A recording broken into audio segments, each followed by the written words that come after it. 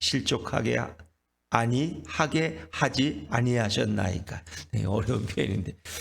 네, 할렐루야. 네, 오늘 시편 56편도 소제목을 보면 다윗의 믹담시라고 나와요. 믹담시는 이제 황금시다. 다윗이 지은 시 중에서도 아주 특별한 그런 시로 그렇게 인정받는 것을 우리가 믹담시라고 그렇게 부릅니다. 그 밑에 보면 다윗이 가드에서 블레셋인에게 잡힌 때에 그런 설명이 나옵니다. 다윗은 사실은 많은 고난의 세월을 보냈죠. 다윗같이 위대한 왕이 없고 또 그의 상징하는 별이 이스라엘의 국기로 그렇게 우리가 사용되지만 다윗처럼 고난을 많이 받은 사람이 없어요. 그러니까 어찌 보면 하나님이 쓰시는 사람들은 고난이 많은 사람이에요. 나는 왜 이렇게 고난이 많지? 우리 집은 편안할 날이 없어. 나는 자랄 때부터 하루도 평안할 날이 없어. 그냥 아버지가 힘들게 하고 엄마가 힘들게 하고 형제들이 힘들게 하고 뭐 직장에 다니고 사업할 때도 뭐 하나 편이 되는 게 없어. 이제 그런 분들은 하나님이 귀 쓰시려고 준비하는 확률이 더 많습니다. 근데 너무나 편안하고 아무런 장애도 없는 분들은 진짜 하나님이 쓰시기에 합당한 그릇이 되기는 쉽지 않죠. 왜? 하나님은 고난 속에서 그를 키워가시고 성장시키시고 또 훈련시키시기 때문에 다윗 같은 이런 고난의 세월이 아마 하나님이 쓰시기에 더 합당한 종으로 만들어가는 과정이 아닐까 하는 생각해 봅니다. 자, 다윗은 이제 우리가 알다시피 골리앗을 무찌르고 이스라엘의 영웅이 됐지만 그러나 또 사울왕의 사위까지 됐지만 그때부터가 그에게는 시련의 시간이었어요.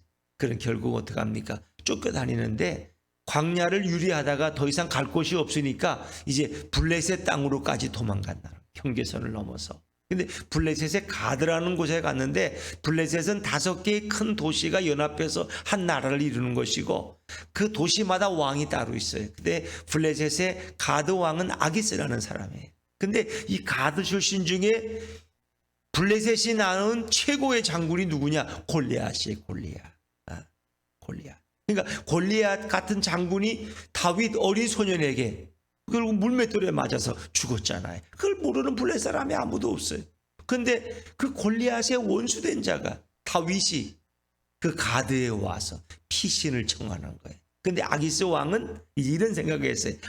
다윗이 사울 왕에게 이렇게 미움을 당하고 쫓겨다니는 거 보니까 저런 훌륭한 장수를 우리가 영입하면 우리가 이스라엘을 이길 수 있겠다.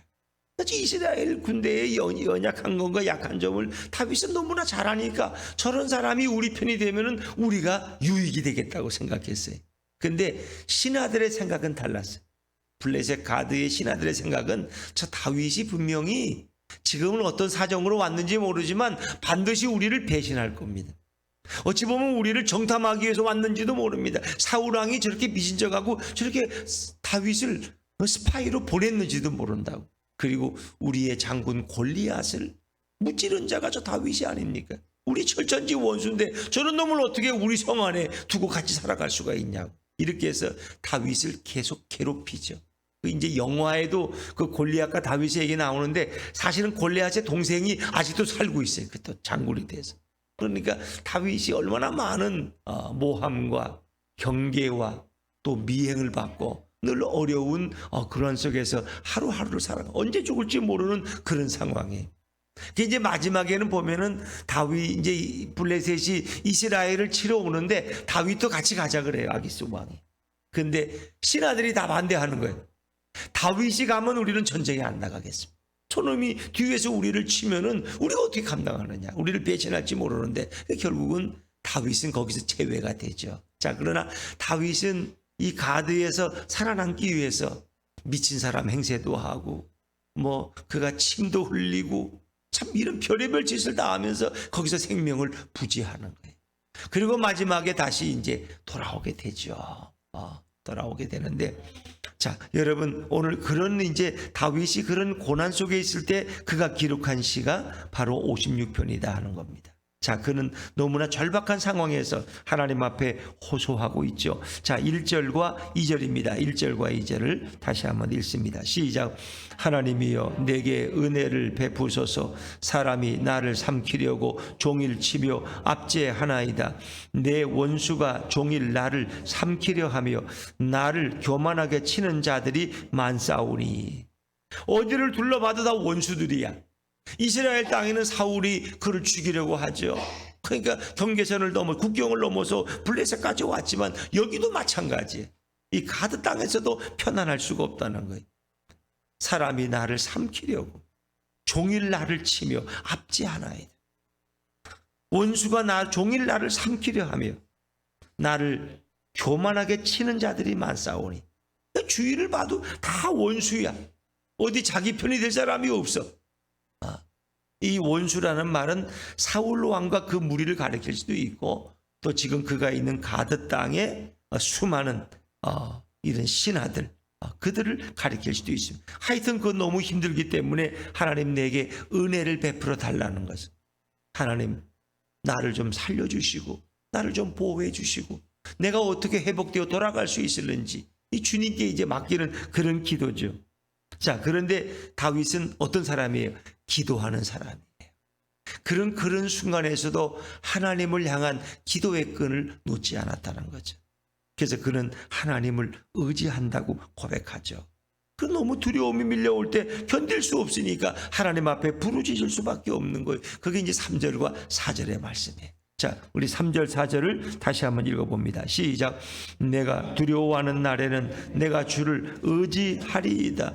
내가 하나님을 의지하고 그 말씀을 찬송하올지라. 내가 하나님을 의지하였은즉 두려워하지 아니하리니 혈육을 가진 사람이 내게 어찌하리이까. 이 의지라는 말이 계세요. 그럼 두려움이 밀려오면 견딜 수 없으니까 하나님을 또 의지한. 이 하나님을 의지한다는 것은 하나님만을 믿고 하나님 앞에 부르짖고 하나님께만 소망을 두는 거. 하나님이 도와주시지 않으면 나는 이건 죽은 목숨이나 다름없다는. 내가 주를 의지하리이다. 두려워하는 날에는. 그래서 내가 하나님을 의지하고 그 말씀을 찬송하고 또 하나님을 의지하였은즉 두려워하지 아니하리니. 그러니까 우리가 믿음이 담대해지면 세상이 두렵지 않아요. 근데 우리의 믿음이 약해지면 세상이 너무 커 보이는 거야. 그러니까 어린 다윗이 막 믿음이 충만하니까 하나님이 그 믿음을 불어넣어 주니까 골리앗도 무섭지 않은 거야. 거대한 장군 사울 왕도 무서워가지고 벌벌 떠는 골리앗도 어린 다윗은 무섭지가 않아. 그 물맷돌 그 몇 개 가지고 지팡이 하나 가지고 가서 마치 사자를 잡듯이 골리앗을 무찌르는 다윗의 용기, 그거는 믿음에서 나온 거예요. 믿음에서. 여러분에게 세상이 두렵지 않은, 세상의 어떤 것도 두려워하지 않을 그런 믿음을 우리 주님께서 여러분에게 부어주시기를 바랍니다. 우리에게 믿음이 있을 땐 두렵지 않아. 너에게 겨자씨만한 믿음이 있으면 산을 들어 바다에 옮기라면 옮길 것이요 너희가 못할 것이 없다. 나보다 더 큰 일을 한다고 주님 그렇게 말씀하셨어요. 우리에게 그 믿음이 중요한, 그 믿음이라는 건 의지하고 순종하는, 우리가 아까 그랬죠. 의지하고 순종하면 그 삶이 하나님이 보호하시고 즐겁고 행복한 길이 되는 거예요. 그런 계속해서 이 의지한다는 말을 반복하는데 이제 이 시편 56편에만 의지를 한다는 말이 6번이나 등장해. 그만큼 믿음은 중요한 거예요. 믿음은 뭐냐? 하나님을 의지하는 거예요. 하나님만을 신뢰하는 거예요. 하나님께만 소망을 두고 하나님께만 부르짖는 거, 그게 바로 의지의 신앙이에요. 그래서 그는 두려워하지 않는다는 거예요. 그러면서 그의 고백이 혈육을 가진 사람이 내게 어찌하리까.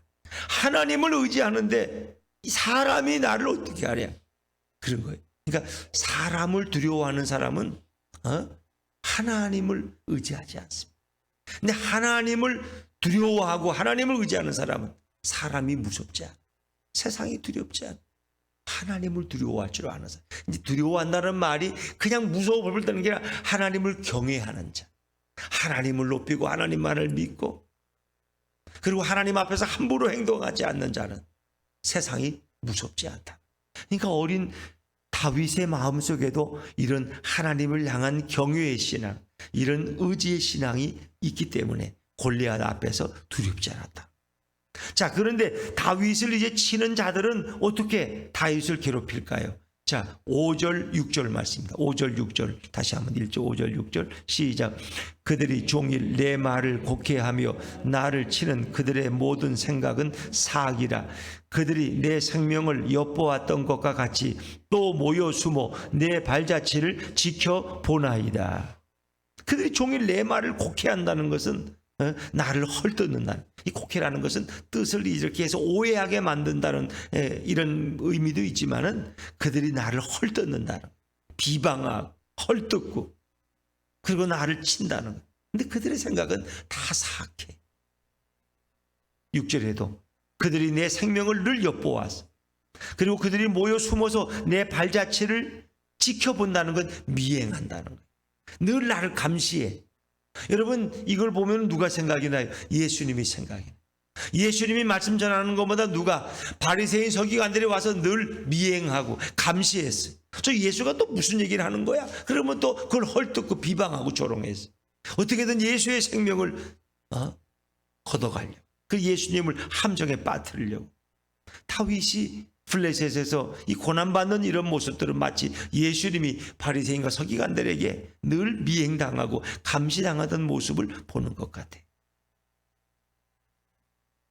자, 그런 가운데 다윗의 그 고통스러운 고백이 뭐예요?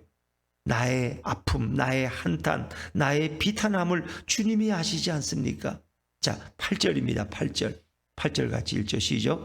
나의 유리함을 주께서 계수하셨사오니 나의 눈물을 주의 병에 담으소서. 이것이 주의 책에 기록되지 아니하였나이까. 이건 이제 은유적인 표현입니다. 나의 유리함이라는 것은, 유리라는 말은 이제 도망간다는 의미도 있지만 한탄하고 비탄하는 거예요. 너무너무 애통하는 게 유리함이에요. 그러니까 내가 고통당함을 주께서 아시지 않습니까?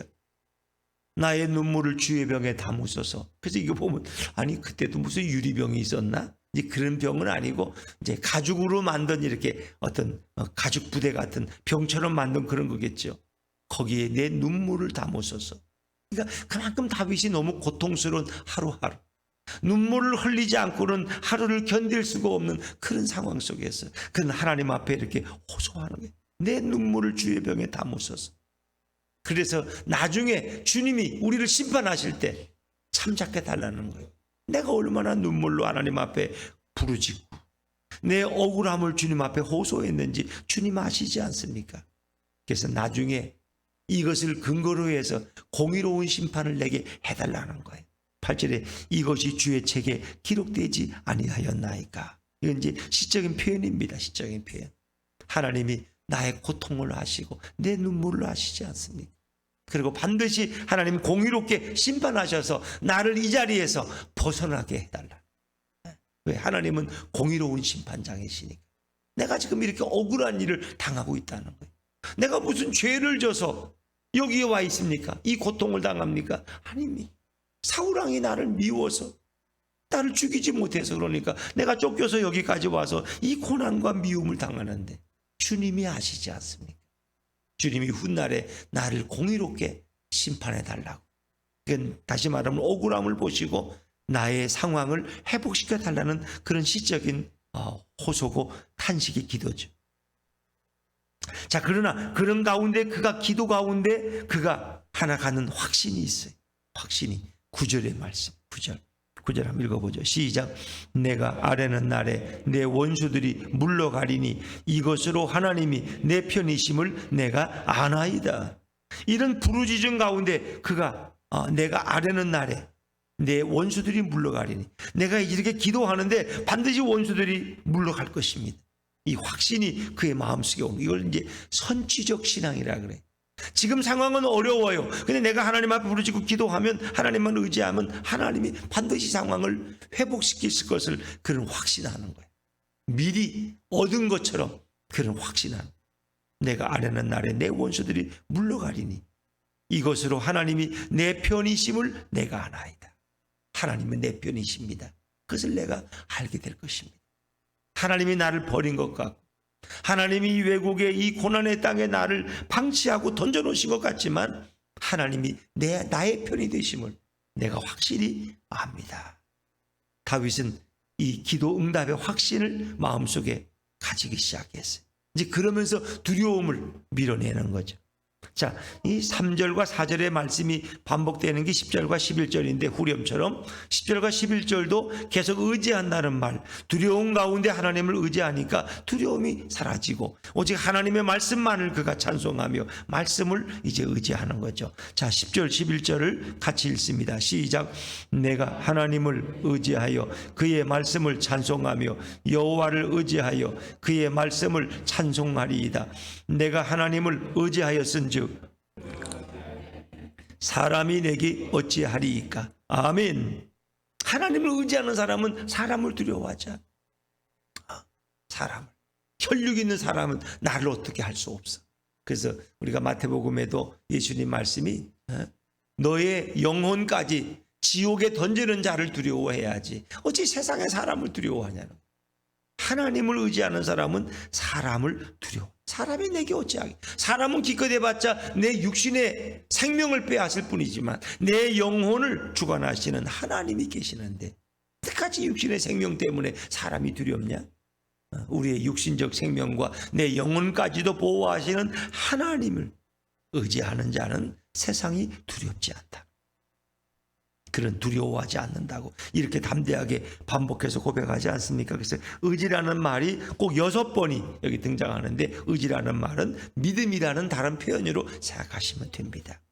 그래서 그는 이제 하나님이 나를 반드시 구원할 것을 확신하기 때문에 하나님 앞에 서원해요. 내가 하나님 앞에 감사하겠습니다. 자, 12절 말씀입니다. 12절 시작. 하나님이여 내가 주께 서원함이 있사온즉 내가 감사제를 주께 드리리니. 내가 주께 서원함이 있사온즉. 하나님 앞에 그런 서원한 게 있을 거예요. 하나님 나를 이 가드 땅에서 나를 회복시켜 주시면은 내가 하나님 앞에 감사의 제사를 드리겠다. 이 감사 제사는 이제 화목제 중의 일종인데 소나 염소나 이런 짐승을 잡아서 드리는 이런 제사를 의미해 감사한 마음으로 드리는 거죠. 감사한 일이 있어서. 자, 마지막 13절입니다. 13절 시작. 주께서 내 생명을 사망에서 건지셨음이라. 주께서 나로 하나님 앞 생명의 빛에 다니게 하시려고 실족하지 아니하게 하지 아니하셨나이까. 하나님 앞에 반어적으로 묻는 거죠. 이 고백을 보면 하나님이 내 생명을 사망에서 건지셨다는 거예요. 건지셨기 때문에 내가 하나님 앞에 감사제를 드리는 이유는 하나님이 내 생명을 사망에서 구원하셨기 때문에 내가 그렇게 하겠다. 하나님이 나를 건지셨기 때문에. 근데 아직은 가드 땅에 고난받는 자리에 있어요. 그럼에도 불구하고 그는 이미 건짐 받은 것으로 그럼 믿고 감사하겠다고 하나님 앞에 서원하는 거예요.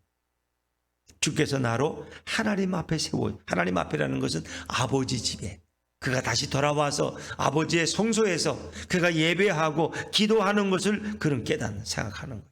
내가 돌아가서 그리고 생명의 빛에 다니. 그런 지금 이 가나안 땅에서 어두움 속에 헤매고 있지만은 하나님이 내게 생명의 빛에 다니게 하시려고 나를 실족하지 아니하게 하지 아니하셨나이까.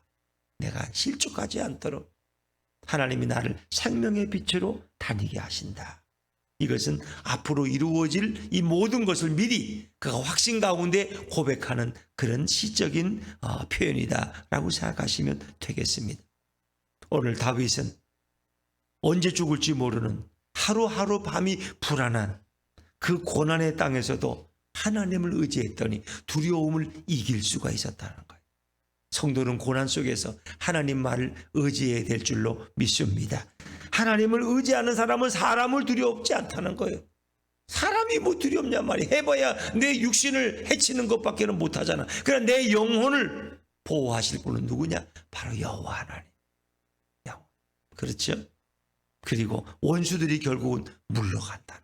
하나님을 의지했더니 하나님께 아뢰고 부르짖었더니 그리고 하나님이 나를 실족하지 않도록 인도하시고 생명의 빛으로 인도하셨다는 거예요. 다윗은 오늘도 이런 각기 다른 상황 속에서 하나님 앞에 기도하고 그 기도를 시로 남기고 있는 것이죠. 그렇습니다. 가장 위대한 사람은 하나님을 믿고 의지하는 사람입니다. 진정한 믿음은 그분만을 의지하고 그분께 말씀에 순종하는 것입니다. 우리가 하나님을 보지 못하지만 예수님이 성령으로 우리와 함께 하심을 믿고 그분의 말씀을 우리가 찬송하고 그분의 말씀을 붙들고 하루를 살아가는 것입니다. 오늘도 주님을 의지하는 신앙이 가장 위대한 신앙입니다. 오늘도 우리를 생명의 빛으로 인도하시는, 우리의 발걸음을 실족하지 않도록 인도하시고 우리 마음의 두려움을 제거해 주시는 그 좋으신 예수님, 그 주님을 의지하며 이 하루도 승리하시기를 주의 이름으로 축원합니다.